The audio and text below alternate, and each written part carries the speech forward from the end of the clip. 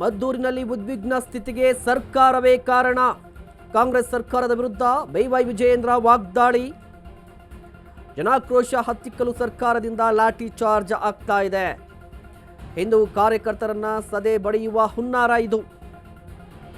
ಗೃಹ ಸಚಿವರು ಕೂಡಲೇ ಮದ್ದೂರಿಗೆ ಭೇಟಿ ನೀಡಬೇಕು. ಮದ್ದೂರಿನಲ್ಲಿ ಶಾಂತಿ ನೆಲೆಸಲು ಆದ್ಯತೆ ನೀಡಲಿ. ಮದ್ದೂರಿನಲ್ಲಿ ಉದ್ವಿಗ್ನ ಸ್ಥಿತಿಗೆ ಕಾಂಗ್ರೆಸ್ ಸರ್ಕಾರವೇ ಕಾರಣ ಅನ್ನೋದು ರಾಜ್ಯ ಬಿಜೆಪಿ ಘಟಕದ ಅಧ್ಯಕ್ಷರಾಗಿರುವಂತಹ ಬೈವೈ ವಿಜಯೇಂದ್ರ ಅವರ ಹೇಳಿಕೆ. ನೀವು ಗಮನಿಸ್ತಾ ಇರ್ಬೋದು, ವಿಜಯೇಂದ್ರ ಅವರು ಟ್ವೀಟನ್ನು ಮಾಡಿದ್ದಾರೆ. ಟ್ವೀಟ್ನ ಪೋಸ್ಟನ್ನು ಕೂಡ ಗಮನಿಸ್ತಾ ಇದ್ದೀರಿ. ಪೊಲೀಸರ ಲಾಠಿ ಚಾರ್ಜ್ ಹಾಗೂ ಬಲವಂತದ ಪ್ರಯೋಗದಿಂದಾಗಿ ಜನಾಕ್ರೋಶವನ್ನು ಹತ್ತಿಕ್ಕುವ ಹುನ್ನಾರ ನಡೀತಾ ಇದೆ. ರಾಜ್ಯ ಸರ್ಕಾರ ನೇರ ಹೊಣೆ. ಇದ್ರ ಜೊತೆಗೆ ಗೃಹ ಸಚಿವರು ಈ ಕೂಡಲೇ ಸ್ಥಳಕ್ಕೆ ಧಾವಿಸಿ ಪರಿಸ್ಥಿತಿಯನ್ನು ಹತೋಟಿಗೆ ತರಬೇಕು. ಹಿಂದೂ ಸಮಾಜದ ಮೇಲೆ ಪದೇ ಪದೇ ದಾಳಿ ಆಗ್ತಾ ಇದೆ. ಇದಕ್ಕೆ ಕಾಂಗ್ರೆಸ್ ಸರ್ಕಾರ ಕಾರಣ ಅನ್ನೋದು ವಿಜಯೇಂದ್ರ ಅವರ ವಾದ. ಮಂಡ್ಯ ಜಿಲ್ಲೆಯ ಮದ್ದೂರಿನಲ್ಲಿ ನಿನ್ನೆ ನಡೆದ ಘಟನೆ, ಅದನ್ನೆಲ್ಲವನ್ನು ಕೂಡ ಗಮನಿಸಿದಾಗ ಪೂರ್ವ ನಿಯೋಜಿತವಾಗಿದೆ. ಕಲ್ಲುಗಳ ಶೇಖರಣೆ ಮಾಡಿರುವಂತಹದ್ದು, ಕಲ್ಲು ತೂರಾಟ ಮಾಡಿರುವಂತಹದ್ದು, ಪೊಲೀಸ್ ಇಲಾಖೆ ಸಂಪೂರ್ಣವಾಗಿ ವಿಫಲವಾಗಿದೆ. ಪೂರ್ವಭಾವಿಯಾಗಿ ಅದಕ್ಕೆ ಎಲ್ಲ ರೀತಿಯ ಬಂದೋಬಸ್ತನ್ನ ಸಿದ್ಧತೆಯನ್ನು ಮಾಡ್ಕೊಳ್ಬೇಕಾಗಿತ್ತು ಪೊಲೀಸ್ ಇಲಾಖೆ, ಅಲ್ಲಿ ವಿಫಲವಾಗಿದೆ.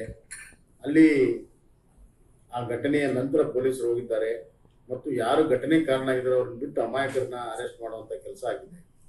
ಅದನ್ನು ಪ್ರತಿಭಟನೆ ಮಾಡಿ ಇವತ್ತು ಹಿಂದೂ ಸಂಘಟನೆಗಳು ಪ್ರತಿಭಟನೆ ಮಾಡುವಂತಹ ಸಂದರ್ಭದಲ್ಲಿ ಅವ್ರ ಮೇಲೆ ವಿನಾಕಾರಣವಾಗಿ ಲಾಠಿ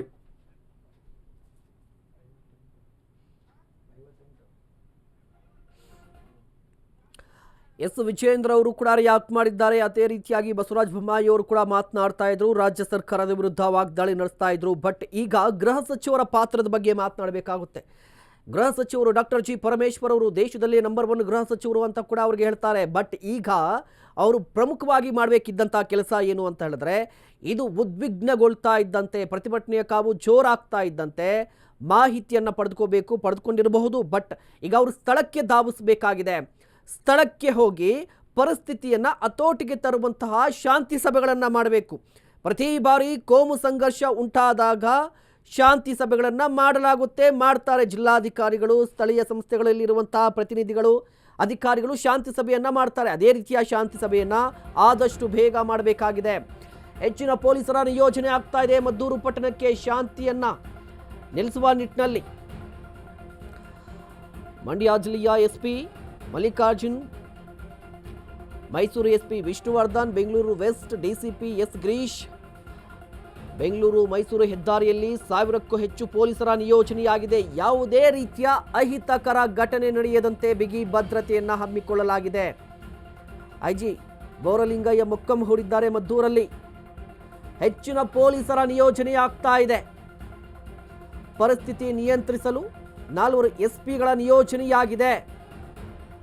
ಮಂಡ್ಯ, ಮೈಸೂರು, ಬೆಂಗಳೂರು ವೆಸ್ಟ್ ಪೊಲೀಸರು, ಹಿರಿಯ ಪೊಲೀಸ್ ಅಧಿಕಾರಿಗಳು ಈಗ ಸ್ಥಳಕ್ಕೆ ಧಾವಿಸ್ತಾ ಇದ್ದಾರೆ. ಒಂದು ಕಡೆ ಪೊಲೀಸರ ನಿಯೋಜನೆ ನೋಡಿ. ಶಾಂತಿ ಸಭೆಗಳ ಬಗ್ಗೆ ಮಾತನಾಡ್ತಾ ಇದ್ದೆ. ಈ ಶಾಂತಿ ಸಭೆಗಳು ಕೂಡ ನಡೆಯುತ್ತೆ, ನಿಜ, ನಡೆಯಲ್ಲ ಅಂತಲ್ಲ. ಬಟ್ ಈ ಶಾಂತಿ ಸಭೆಗಳು ನಡೆದಂತಹ ಸಂದರ್ಭದಲ್ಲಿ ತೆಗೆದುಕೊಳ್ಳುವಂತಹ ನಿರ್ಧಾರಗಳ ಬಗ್ಗೆ ಒಂದಿಷ್ಟು ಆಕ್ಷೇಪ ಇದೆ. ಶಾಂತಿ ಸಭೆಗಳ ಉದ್ದೇಶ ಏನು? ಶಾಂತಿ ನೆಲೆಸಬೇಕು, ಶಾಂತಿ ನೆಲೆಸೋದೇ ಉದ್ದೇಶ. ಇದ್ರ ಜೊತೆಗೆ ಈ ಅಶಾಂತಿಗೆ ಯಾರು ಕಾರಣರಾಗಿದ್ರಲ್ವಾ ಅವರ ವಿರುದ್ಧ ಕ್ರಮ ಆಗಬೇಕು ಶಾಂತಿ ಸಭೆಗಳಲ್ಲಿ. ಬಟ್ ಅದಾಗಲ್ಲ ಅನ್ನೋದು ಎಲ್ಲರ ಅಳಲಾಗಿರುವಂಥದ್ದು.